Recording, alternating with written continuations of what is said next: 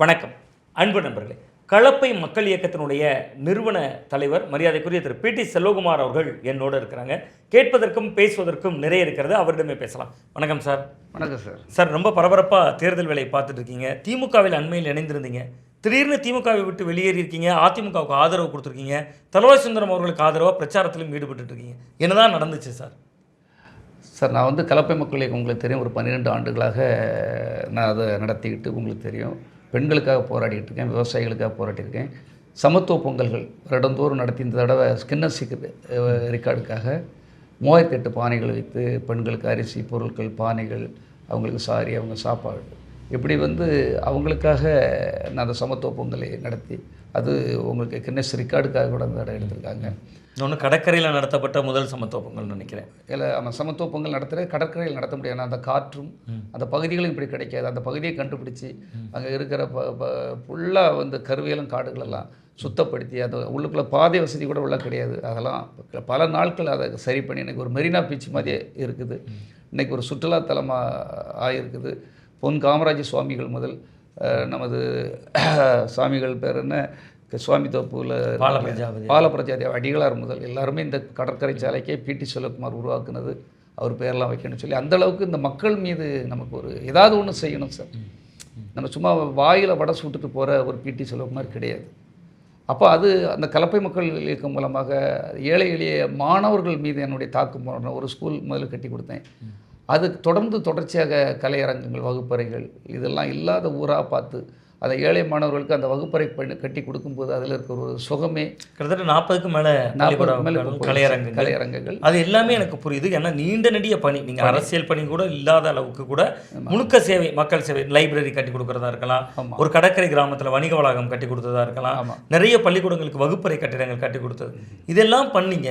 திமுக தலைவருக்கு கூட ஒரு கட்டத்தில் நீங்கள் ஈர்த்திருந்தீங்க, அதனால தான் திமுகவில் சேர்ந்தீங்க. ஆமாம், அங்கே என்ன முரண் உங்களுக்கு? முரண்கிறது அதான் சார், நம்ம ஒன்று முழுக்க சேவை அடிப்படை. அது வந்து தொண்டர்கள் கொடி கட்டுறது, அது கட்டுறது, அதில் பயணப்படுறது அப்படின்ட்டு ஒன்று இருக்குது. ஆனால் நான் ஒரு இயக்கம் வந்து என்னுடைய உழைப்பு அதில் பெரும் கடின உழைப்பால் நான் உருவாக்குனது அங்கே இணையும் போது எனக்கு ஒரு மரியாதை என்னென்னா, அந்த ஒரு அதிகாரம் வருவதற்காக எனக்கு ஒரு வாய்ப்பு தருவதாக சொன்னாங்க. சொல்லி தான் அழைச்சாங்க. ஆமாம், சொல்லி தான் நம்ம உள்ளே போனோம். ஓகே, அப்படி இருக்கும்போது இப்போ திமுகவினர் ஒரு விமர்சனம் முன்வைக்கிறாங்க சார். பி.டி. செல்வகுமார் வந்த உடனே சீட்டு எதிர்பார்க்கலாமா, அது நியாயமா, அவர் ஏன் இப்போ வந்து முரணாக இருக்காருன்னு திமுகவினர் நினைக்கிறாங்க. பட் ஆனால் நீங்கள் சொல்கிறது என்னென்னா, திமுகவுக்கு உங்களை அழைக்கிற பொழுதே சீட்டு உத்தரவாதத்தோடு தான் அழைக்கப்பட்டிருக்கு சார். நான் அந்த பகுதியில் நல்லா செய்ததுனால கன்னியாகுமரி தொகுதியில் ஆஸ்டின் அந்த பக்கத்தில் இருந்தவர், அவர் இப்போ நிற்கலை, நீங்கள் தான் அதுக்கு கேண்டிடேட், அதுக்கு பொருத்தமானவர், ஃபைட் பண்ணுறதுக்கு நல்லதுன்னு சொல்லி கூப்பிட்டாங்க. எனக்கு இப்போ சீட்டு கிடைக்கலைங்கிறக்காக வருத்தப்படல.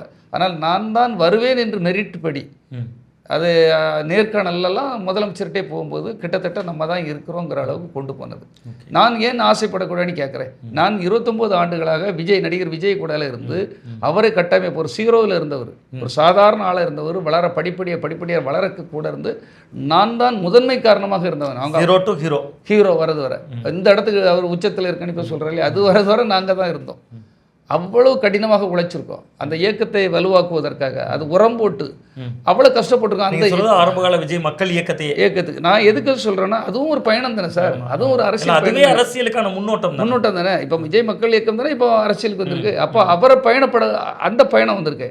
அதுக்கடுத்தால ஒரு 12 ஆண்டு காலம் கலப்பை மக்கள் இயக்கம் வந்தாச்சு சார். என் உழைப்பு கன்னியாகுமரி மாவட்டத்துக்கு எல்லாருக்கும் தெரியும். சாமானியர் கூட இப்படி யாராலும் பண்ண முடியாது. அரசியல் சார்பல்லாத ஒரு நபர் தமிழகம் முழுவதும் கவனம் குவித்ததில் பி.டி. செல்வகுமார் பங்களிப்பு. அப்பொழுது இதில் இன்னொரு விளக்கம் கூட உங்கள்கிட்ட கேட்க வேண்டியிருக்கு சார். இந்த உங்களுடைய பங்களிப்பை பார்த்துட்டு தான் மக்கள் நீதி மையம் கடந்த முறை என்ஜிஓக்கள், சுயேட்சையாக இருக்கக்கூடிய நல்ல அமைப்புகள் அவங்களுக்கு வாய்ப்பு கொடுத்தாங்க. அதில் கூட உங்களுக்கு வாய்ப்பு கொடுத்தாங்க கடந்த தேர்தலில். ஆமாம், அந்த அளவுக்கு கவனம் குவித்த செல்வகுமார் அவர்களை ஏன் திமுக பயன்படுத்த தவறு? அதுதான் கேள்வி. இப்போ கேள்வி என்னன்னா, கடைசி வரை நான் தான் இருக்கிறேன் என்று சொல்லி இவர் தான் மாப்பிள்ளை, இவர் தான் மாப்பிள்ளை, இவர் தான் அந்த பொண்ணுக்கு இவர் தான் மாப்பிள்ளைன்னு சொல்லி கொண்டு வந்துட்டு கடைசியில் இன்னொருத்தர் மாலை போட்டுட்டு நான் தான் மாப்பிள்ளைன்னு வரும்போது அந்த மனநிலை எப்படி இருக்குங்கிறது தான். எனக்கு பதவி, எனக்கு ஒரு நான் போட்டு போகிற சட்டம் அதை தூக்கி கலத்தி துறப்போட்டு பதவி எனக்கு தேவையில்லை சார். ஆனால் எல்லாம் நினைப்பாங்க அங்கே போட்டார் அங்கே, அப்படி கிடையாது. அப்போ நீங்கள் ஏறக்குறைய ஒரு நம்பிக்கை துரோகம், வலி, அந்த மாதிரியான சூழல். வலி, இது ஒரு வலி சார். நீ பார்த்தா தான் அதுக்கு தெரியும். நீ வந்து கட்சியில் இருக்கவன் 1000 பேர் கட்சியில் இருப்பான், தொண்டனாக இருப்பான். நான் தொண்டன் கிடையாது, நான் ஒரு இயக்கத்தின் தலைவன். நீங்கள் அதில் முதல்ல நல்லா புரிஞ்சுக்கிட்டோம். ஒரு பெரிய சூப்பர் ஸ்டாரை உருவாக்கி அங்கே ஒரு அரசியல் தலைவனை உருவாக்கி அங்கேயும் நான் உருவாக்கிட்டு வந்தவன். நீங்கள் நல்லா புரிஞ்சுக்கிட்டா தான் இதை புரிஞ்சுக்கிட முடியும். அப்போ எனக்கு என்று நான் பயணப்பட்டு கொண்டுகிட்டு இருக்கும்போது நீங்கள் இப்படியே கஷ்டப்பட்டு கலப்பையை வச்சுக்கிட்டு இருந்தீங்கன்னா எவ்வளோ காலம் தான் சார் கொள்ள முடியும்? நீங்கள் நம்மளே விவாதங்களில் பேசியிருக்கோம். ஆமாம் சார், நீங்கள் தன்னிச்சையாக ஒரு அமைப்பு வைத்து எப்படி ஒரு பெரும் தாக்கத்தை ஏற்படுத்த முடியும்? பிரதான அரசியல் கட்சிகள் இருந்தால் தானே முடியும். நம்மளே நம்முடைய ஆமாம், ஒரு அதிகாரம் வேணும்னா நீங்கள் ஒரு கட்சி கூட இருந்தால் நன்றாக இருக்கும், ஒரு அதிகாரம் கிடைக்கும். அப்போ அது ஆசையில் தான் நம்ம இங்கே வந்தோம். இல்லைன்னா நம்ம எதுக்கு போனோம்? எனக்கு இப்போ பெரிய மாநில அளவில் பொறுப்பு சார். அதை ஏன் ரிசைன் பண்ணிட்டு வெளியே வரேன்? எனக்கு அந்த அங்கீகாரம் கிடைக்கலன்னா நான் ஏன் அங்கே இருக்கணும்? கலப்பையிலேருந்தே நான் செய்துட்டு இருப்பேனே. கலப்பைங்கிறது எனக்கு ஒரு நல்ல அடையாளம் கிடைச்சிருக்கு, மக்கள்கிட்ட நல்ல ஒரு அங்கீகாரம் கிடைச்சிருக்கு. முதல்வருக்கு கடிதம்லாம் கூட எழுதுனீங்க. ஆமாம், அதுக்கு என்ன தரப்புல இருந்து ரியாக்ஷன் என்ன வந்துச்சு சார்? ஏதாவது வந்துச்சா? யாராவது பேசுனாங்களா? இல்லை அவங்க சொல்கிறாங்க இல்லையா சார், இப்போது அவர் ஏன் உடனே கிடைக்குமானா நீங்கள் முதல்ல புரிஞ்சுக்கணும் சார். ஒரு கருணாசுங்கிறவர் எங்கேருந்து வந்தார்? அவருக்கு ஏன் சீட்டு கொடுத்தீங்க? ஒரு ஓபிஎஸ் எங்கேருந்து வந்தார்? ஒரு கட்சியில் இருந்து, இங்கே ஒரு கட்சியில் இருந்து தானே வந்தார்.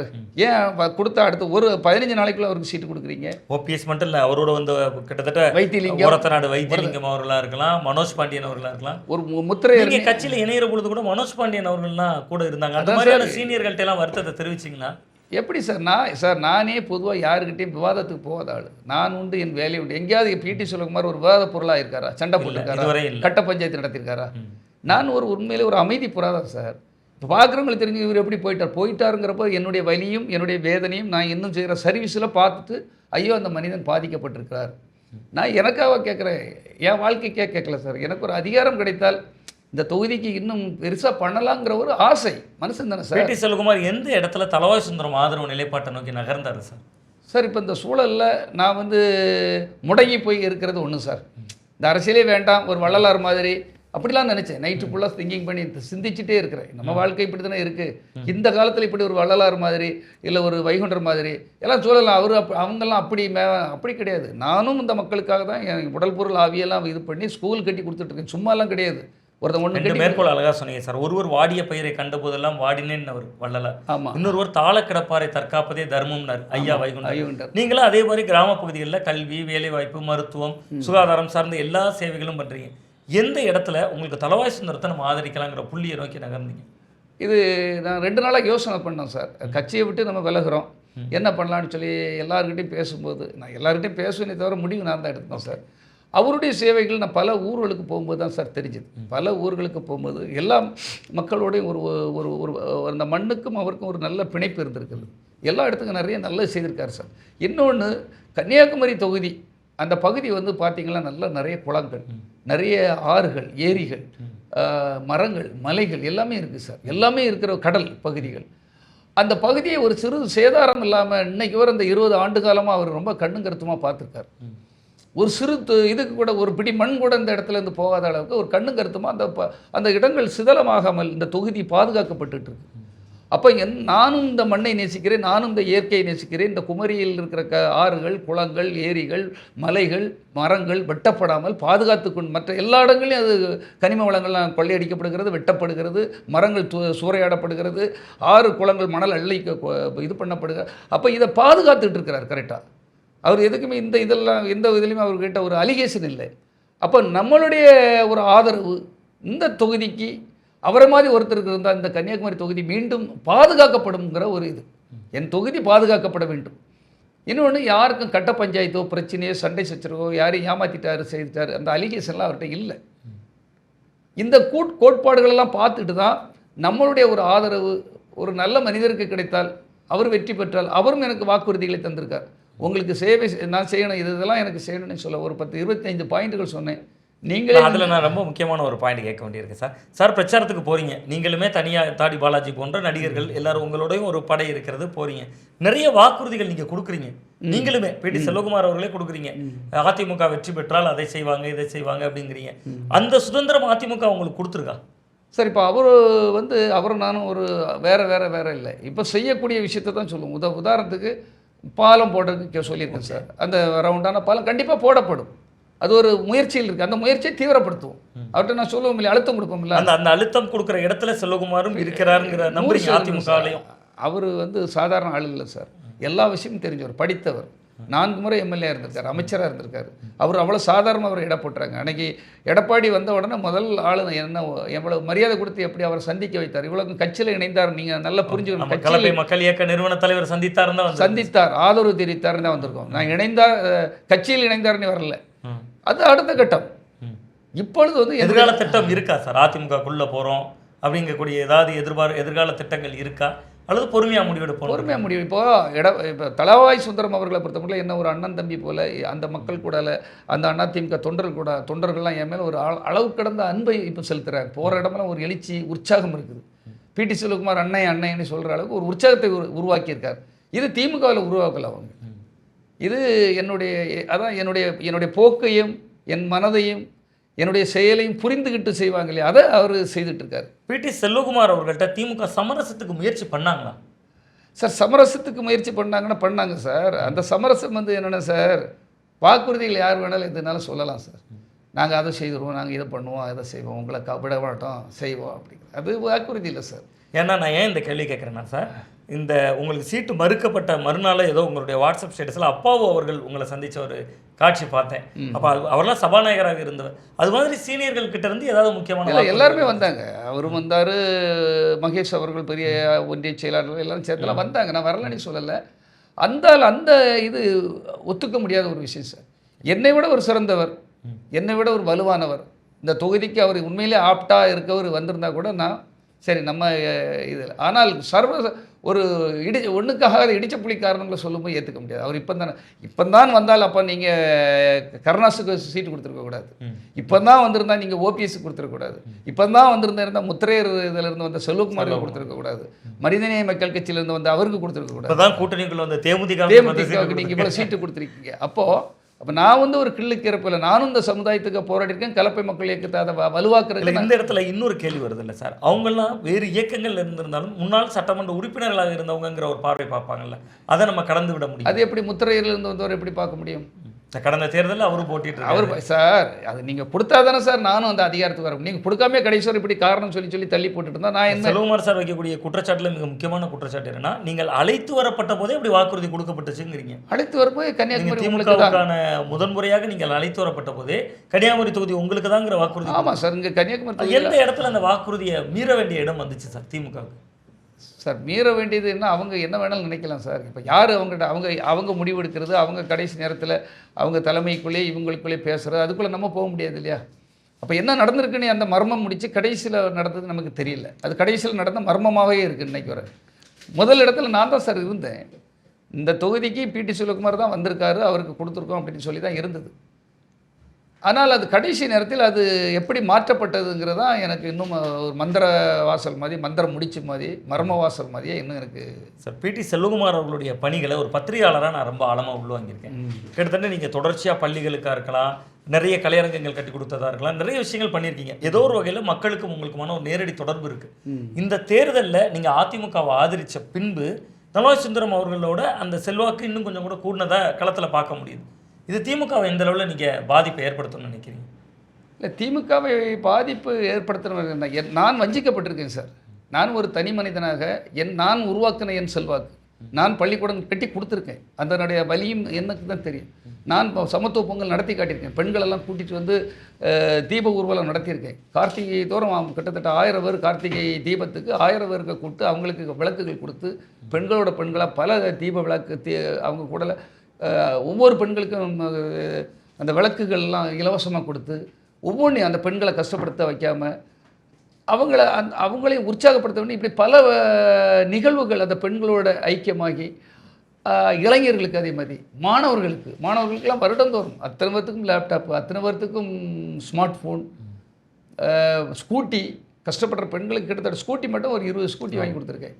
10 பெண்களுக்கு சுய தொழில் பண்ணணும்னு சொல்லி ஆட்டோ வாங்கி கொடுத்துருக்கேன். இப்போ ரீசெண்டாக நடத்துது விவேக் பிறந்த நாளைக்கு அன்றைக்கி அவ்வளோ பெண்களுக்கு உதவி பண்ணுறேன். ஒரு பேர் என்ன, நம்ம கலைவாணர் பிறந்த நாளைக்கு ஹெல்ப் பண்ணுறேன். காமராஜர் பிறந்த நாளைக்கு இது பண்ணுறேன். எம்ஜிஆர் பிறந்த நாளைக்கு இது பண்ணுறேன். இதெல்லாம் தாண்டி பிடி செல்வகுமார்ங்கிறது ஒரு ஐக்கான். நான் இன்னொரு விஷயம் கூட குறிப்பிட விரும்புகிறேன் சார். நான் ஒரு பத்திரிகையாளராக பார்த்த வரையில் பிடி செல்வகுமார்ங்கிறது ஒரு ஐக்கான், ஒரு அடையாளம். ரொம்ப முக்கியமாக அண்மையில் கூட நீங்கள் இந்த பிள்ளையார்புரம் சிவந்தேத்தனர் காலேஜ் எலெக்ஷனில் போட்டியிட்டு ஜெயிச்சிருந்தீங்க. அதுவுமே ஆயிரக்கணக்கான பேர் வாக்களித்து தானே வின் பண்ணியிருக்கீங்க. ஆமாம். அதுவும் ஒரு தாக்கத்தை ஏற்படுத்தும் தானே சமூகத்துக்குள்ள. கிட்டத்தட்ட பிடி செல்வகுமாரை வந்து வாக்களித்து மக்கள் உணர்ந்தவர்கள் அப்படிங்கிற அடிப்படையில், அதுவும் நீங்கள் கிரவுண்டில் போகும்போது அந்த மக்கள்கிட்ட நன்கு அறிமுகமானவர் அப்படிங்கிற போது அது என்ன வகையான தாக்கத்தை ஏற்படுத்துது சார்? சார், அது ஒரு அடையாளம்னா, ஒரு சிவந்தியாத்தினர் கல்லூரினா ஒரு பெருமைக்குரிய விஷயம். கன்னியாகுமரி மாவட்டத்தில் அந்த மக்கள் வந்து ரொம்ப ஒரு கொஞ்சம் வந்து வசதியிலிருந்து கொஞ்சம் மேல் மட்டத்தில் இருக்கவங்க, அந்த மக்கள்கிட்டலாம் போக முடியாதுன்னு சொன்னாங்க. நீங்கள் அந்த காலேஜ் அந்த உறுப்பினர்கள் இருக்காங்க இல்லையா, ஷேர் ஹோல்டர்ஸுக்கிட்ட நீங்கள் பழக்கம் பரிச்சயம் இல்லைன்னு சொன்னாங்க. ஆனாலும் தேர்தலில் நான் நின்றேன். என்னை நிற்க சொன்னாங்க, நின்றேன். அன்னைக்கு இருக்கையில் அவர் ஒரு வலுவான ஒரு கேண்டிடேட்டை தான் நம்ம ஏற்று நின்னோம். மக்கள் ஆதரவு அதான் சார், மக்கள் செல்வாக்கு உங்களுக்கு நான் வெற்றி பெற்றேன் சார். கிட்டத்தட்ட 198 வாக்குகள் வித்தியாசத்தில் வெற்றி பெற்றேன். பெரிய வாக்குகள் நான் தான் அதிக வாக்குகள் வாங்கினது எல்லாருக்குமே தெரியும். அப்போ தான் எல்லாரும் சொல்கிறாங்க, உங்களுக்கு ஒரு மக்கள்கிட்ட ஒரு ஏதோ ஒரு ஈர்ப்பு, உங்களுக்கும் ஒரு மக்களுக்கும் ஒரு பாலம் கனெக்ஷன் ஏதோ ஒன்று இருக்குது, மக்கள் ஓட்டு போடுறாங்க. அதேமாதிரி தான் இன்னொரு நான் ஜாதி பேரை சொல்லி இது பண்ணல, இன்னொரு அமைப்பிலையும் எனக்கு நான் மட்டும்தான் அந்த அணியில் ஜெயித்தேன். ஓகே. அப்போ தான் எல்லாரும் சொல்ல ஆரம்பித்தாங்க. மக்கள் குமரி மாவட்டம் முழுக்க பேச ஆரம்பித்தார்கள். பிடி செல்வகுமாருக்கும் மக்கள் வந்து அவர் ஏதோ ஒரு வகையில் அவருக்கு ஒரு அங்கீகாரம் கொடுக்குறாங்க, அவர் மதிக்கிறாங்கிறது. ஒரு பக்கம் கலையரங்கங்கள் உதவிகள் நீங்கள் செய்கிறது, இன்னொரு பக்கம் இது மாதிரியான சமூக அங்கீகாரங்களும் உங்களை தேடி வருது. இவ்வளவு இருந்த பிறகும் திமுக பிடி செல்வகுமாரை பயன்படுத்த தவற விட்டுருச்சு அப்படின்னு நினைக்கலாமா நம்ம? கண்டிப்பாக தவறு தானே சார், இது மக்கள் சொல்கிறாங்க சார், நான் சொல்லலை. இது தவறு விட்டுதுங்கிறத அவங்க தேர்தலில் அவங்க முடிவு வந்த பிறகு அவங்களுக்கு தெரியும். சார், கலப்பை மக்கள் இயக்கத்துக்கான கட்டமைப்பு எப்படி இருக்குது சார்? நீங்கள் என்ன பாதிப்பை ஏற்படுத்த முடியுங்கிறத உணர்த்துறதுக்காக கேட்குறேன். சார், இனி வந்து என்னுடைய இது நல்லா, இப்போது தளவாய் சுந்தரவண்ணனை பொறுத்த மட்டும் அவர் பழி வாங்குற ஒரு அரசியல்வாதி கிடையாது. நான் பார்த்தவரை அவர் நிச்சயமாக என்னுடைய இயக்கத்தை பற்றி அவருக்கும் தெரியும். அவர் வந்து எனக்கு நல்லா சப்போர்ட் பண்ணுறாரு. அவர் எம்எல்ஏ ஆகுனா கண்டிப்பாக அமைச்சராகுவார். அவர் வந்து உண்மையிலே எடப்பாடி அண்ணன் சிஎம் ஆகும்போது அவர் அமைச்சராகுவார். கண்டிப்பாக எனக்கு என்ன அங்கீகாரமோ எது தரமோ தருவார். அப்படி தராவிட்டாலும் என் இயக்கத்தை எப்படியாவது கஷ்டப்பட்டு எடுத்து இதை விட இன்னும் ஒரு 10 மடங்காவது பெருசாகிறதுக்கு தான் நான் என் வேலை பார்ப்பேன். களத்தில் இதோட போய் படுத்துருவேன், சோர்ந்துருவேன். அவர் ஒதுக்கி விட்டுருவாங்க, இது விட்டுருவாங்க. அது நீ அரசியல்வாதி, உங்களுக்கு அது நடக்கலாம். நீங்கள் ஒதுங்கி இருக்கலாம், தொண்டனாகவே கடைசி வரை இருக்கலாம், ஒன்றியம் பேரூர் இருவனி நீங்கள் பொறுப்புகளை வச்சுட்டு கடைசி வரை இருக்கலாம். பிடி செல்வகுமார் ஏன் அப்படி இருக்கணும்? நான் ஏஆர் ரகுமான் மாதிரி, விஜய் மாதிரி, விஜய் சேதுபதி மாதிரி பெரிய பெரிய ஹீரோக்களை உருவாக்கிட்டு வந்தவன். சிம்ரன்கவர் அடையாளம் தெரியாமல் வரும்போது அவங்கள ஹீரோயின் ஆக்குறதுக்கு நான் முயற்சி பண்ணி ஹீரோயின் ஆக்குனவன். நான் வந்து கிங் மேக்கர் மாதிரி இருந்தவன். இப்போ கூட இங்கே நான் சாதாரண ஆளாக இருந்தேன். நான் வந்து இப்போ பச்சைமாலுக்கு ஒர்க் பண்ணேன். அவர் மினிஸ்டர் ஆனார். அப்போ 2014 எலெக்ஷனில் விஜய் ஆதரவு கொடுக்கும்போது நாங்கள் வந்து இங்கே பொறுப்பு நான் தான். கன்னியாகுமரிக்கு பச்சைமால் அவர்களுக்கும் நாஞ்சில் முருகேசன் அவர்களுக்கும் இவர் பேர் ஆஸ்டின் அவர்களுக்கும் நான் தான் அங்கே நின்று வேலை பார்க்குறேன். மைக்கேல் ராயப்பன் ராதாபுரம் தொகுதி, அதில் 3 பேர் ஜெயித்தாங்க. பச்சைமால் அவர்கள் மினிஸ்டர் ஆகினாங்க. சரி, இதை விடுங்க. 2011 அண்ணனுக்காக ஒர்க் பண்ணப்போ தளவாய் சுந்தரம் வந்து அப்போவே ஒர்க் பண்ணோம். அன்னைக்கு அவர் அமைச்சராக ஆனார். அதுக்கப்புறம் பார்த்தீங்கன்னா விஜய் வசந்துக்கு சார் நிறைய பேருக்கு வேலை செய்திருக்கீங்க, பொறுப்புக்கு வந்திருக்காங்க. பட் பிடி செல்வகுமாரோட ஆசை இன்னுமே ஆசையாகவே இருக்கு. அதுதான் என் தலையெழுத்து சார், அதுதான் என் விதி. கடவுள் என் விதியை அப்படி எழுதி விட்டான்ல. இப்போ எனக்கு வந்து கெட்ட பேர் வர மாதிரியும் அவர் கட்சி மாறிட்டாருங்கிற மாதிரி என்னை கேவலப்படுத்துகிற மாதிரி தான் கடவுள் என் தலையில் எழுதியிருக்கான். நீ கடைசி வரை கல்யாண மண்டபம் கட்டி கொடுக்கணும், கடைசி வரை மாணவர்களுக்கு நீ வந்து கலையரங்கம் கட்டி கொடுக்கணும், வகுப்பறை கட்டி கொடுக்கணும். உன் விதி அதுதான், உங்கள் அம்மா அதுக்கு தான் பெற்று விட்டுருக்காங்கிற மாதிரி தானே எனக்கு இருக்குது. அது வருத்தம் இருக்கா? வருத்தம் இருக்குல்ல, வெளியே தானே சார். சார், ஒரு மனுஷனுக்கு அடுத்த கட்டம் ஒரு அங்கீகாரம் கிடைக்கணும், ஒரு அதிகாரம் இருந்தால் இந்த பலம் என்னங்கிறதை காமராஜர் மாதிரி நான் ப்ரூவ் பண்ணணும்னு எனக்கு ஒரு ஆசை இருக்குது. இது போட்டி இல்லை, ஒரு ஆசை தானே மனுஷன். சார், திமுகவில் நீங்கள் விருப்பப்பட்டது நிறைவேறல. நீங்கள் வளர்த்த பிள்ளைன்னு ஒன்று இருக்குது தாவேக்கா, அதை நோக்கி நீங்கள் நகராமல் அதிமுகவுக்கு போன காரணம் என்ன சார்?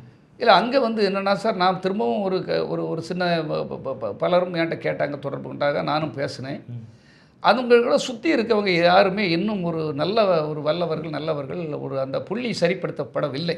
நாங்கள் இருக்கும்போது அவங்க அப்பாவும் நானும் தான், வேறு யாருமே கிடையாது. எங்களுடைய அந்த கண்ட்ரோல் இருந்து ரொம்ப மிக சிறப்பாக அழகாக கொண்டு வந்தோம் அந்த கட்டமைப்பை.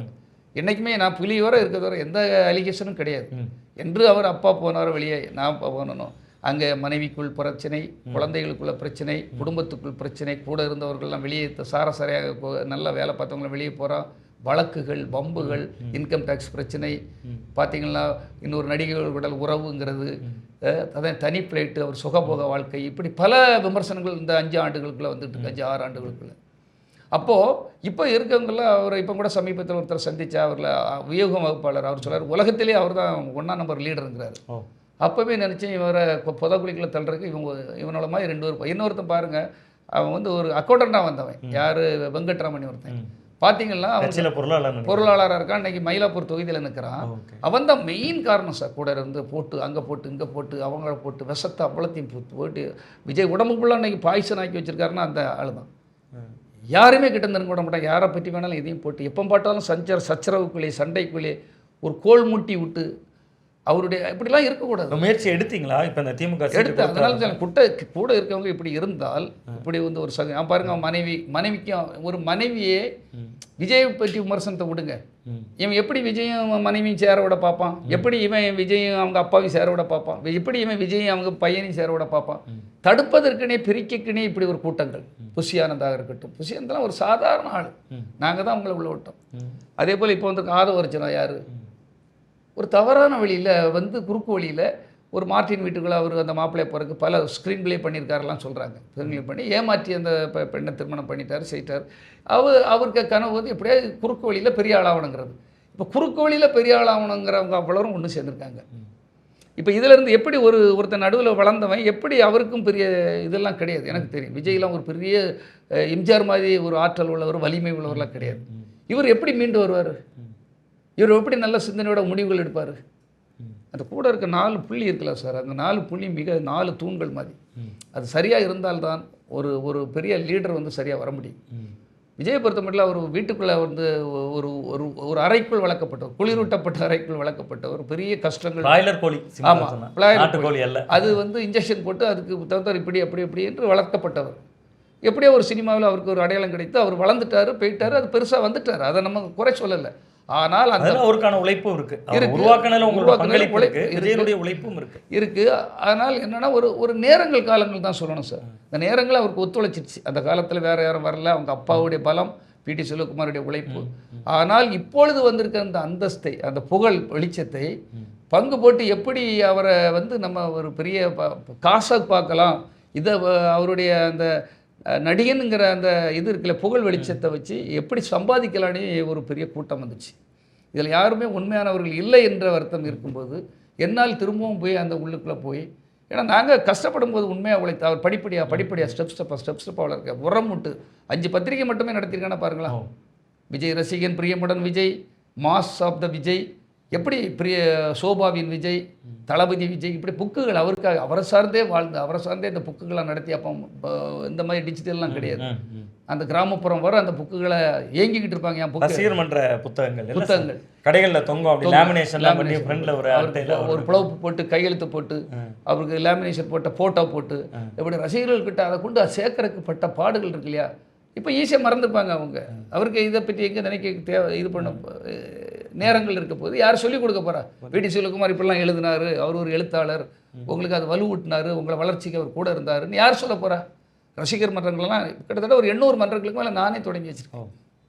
அப்போது இதெல்லாம் விழலுக்கு இறைத்த நீர் மாதிரி உழைச்சோம். அவர் பெருசாக வந்துட்டார், இனி நம்ம அறுவடை பண்ணுறதுக்கு நம்ம இல்லை, அதுக்குன்னுட்டு வேறு இந்த காக்கா குருவிலாம் அந்த பயிர் விளைஞ்சதும் கொத்தி. திமுகவோடும் முரண், தாவேக்காலையும் சிக்கல்கள். அப்போ பிடி செல்வகுமார் அவரோட இறுதி நம்பிக்கை அதிமுக சார். இது முரண்ங்கிறது இல்லை சார். எனக்கு யார்கிட்ட முரண்பட்டு சண்டை போட்டுட்டு நான் வரல. இன்றைக்கி வர விஜய் என்னை ஏகிட்டார், சண்டை போட்டேன், அவரை ஏமாற்றிட்டோம், இப்படிலாம் கிடையாது. உழைத்தோம்.